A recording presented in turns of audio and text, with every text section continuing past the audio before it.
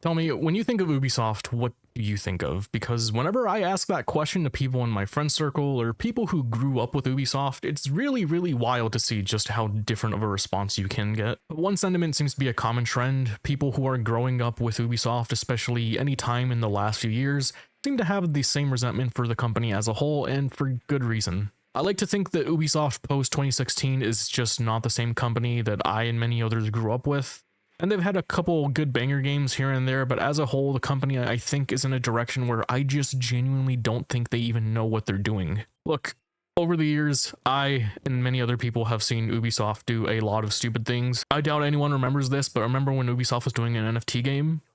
No? Well, that was 4 months ago. No wonder why nobody's heard of it. This isn't meant to be a negative video. Because for that, I've actually been working on a video for a very, very long time detailing just how Ubisoft has changed as a company as a whole and how they've fallen over the last few years, but that's for another day. But it's really hard to just sit here and not laugh at how badly they can mess up. Out of all the fuck-ups Ubisoft has done over the years, I think by far today's main topic is something that is record-breaking and could have been life-ruining had they not done anything over what very well is 100% their own fault. Just last night, Ubisoft banned its very own sponsor, a VTuber by the name of Olivia Monroe, who was banned for simply doing the crime of playing Ubisoft's new Assassin's Creed game.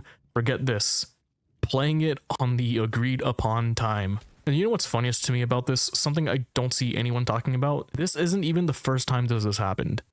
I see people online talking about how this is just a misunderstanding, a one-time fuck-up, but no, this is the second time they've done this. A few years back, a Siege YouTuber by the name of Basically Homeless was flown out to promote a new update for the game. He was playing live right in front of the Ubisoft film people, and I guess they just didn't do enough research because he was banned live while filming directly inside the Ubisoft headquarters alongside the other Ubisoft film people.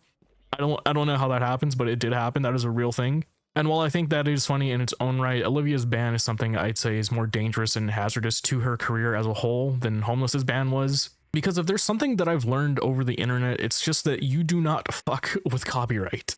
You can be on any social media, and they can have its own rule sets, but if there is one thing that as a whole is common grounds amongst all of them, is that these companies do not ever, if rarely, get themselves involved in copyright, and that's just because of the legal bearings, the processes, and the headaches that come with it.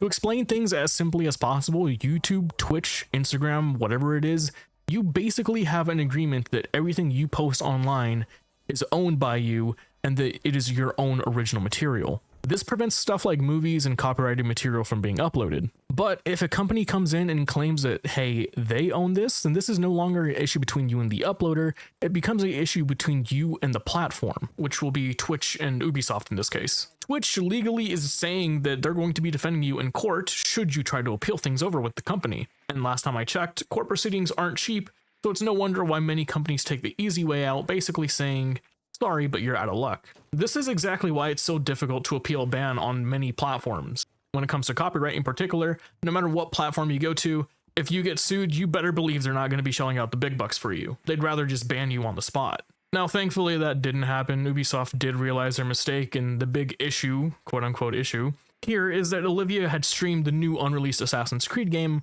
upon the agreed-upon time. Ubisoft had also paid her to play the game on stream and to post it online, all disclosed in a very legal, very public manner. Olivia had no wrongdoing at all. The issue here is that the brand ambassador for Ubisoft had misread the agreed-upon time.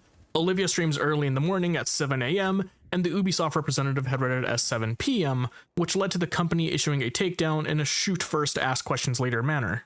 And thankfully, it seems like her page is now back online. She clarified that it really was just a misunderstanding that her representative had misread, and is honestly very positive about the situation as a whole.